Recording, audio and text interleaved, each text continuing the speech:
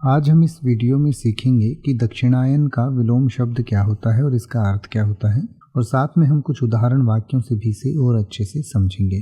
तो सबसे पहले दक्षिणायन का अर्थ समझते हैं। दक्षिणायन जो है वह अवधि होती है जब सूर्य दक्षिण की ओर बढ़ता है, यानी कि वह सर्दियों में लगभग 21 जून से 21 दिसंबर तक दक्षिण दिशा में चलता है। इसे शीतकाल और नकारात्मक ऊर्जा का प्रतीक माना जाता है, यानी कि 21 जून से 21 दिसंबर तक सूर्य जो है वो दक्षिण की तरफ बढ़ता है, तो उसे दक्षिणायन कहा जाता है। तो दक्षिणायन का विलोम शब्द यानी कि विपरीतार्थक शब्द होगा उत्तरायण, और उत्तरायण का अर्थ होता है कि वह अवधि जब सूर्य जो है उत्तर की ओर बढ़ता है, यानी कि गर्मियों में, यानी कि लगभग 21 दिसंबर से लेकर और 21 जून तक का जो समय होता है, उस समय सूर्य जो है वो उत्तर दिशा में चलता है।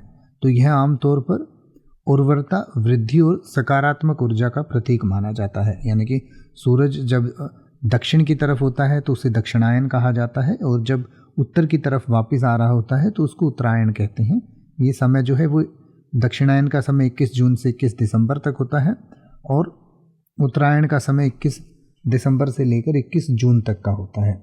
तो आइए अब हम दक्षिणायन और उत्तरायण को कुछ उदाहरण वाक्यों से समझें। जैसे कि आप ये कह सकते हैं कि दक्षिणायन की अवधि में दिन छोटे होते हैं, तो इसका उल्टा आप कहेंगे उत्तरायण की अवधि में दिन लंबे होते हैं। या फिर आप कह सकते हैं दक्षिणायन में सूर्य दक्षिण की दिशा में यात्रा करता है और रातें लंबी होती हैं।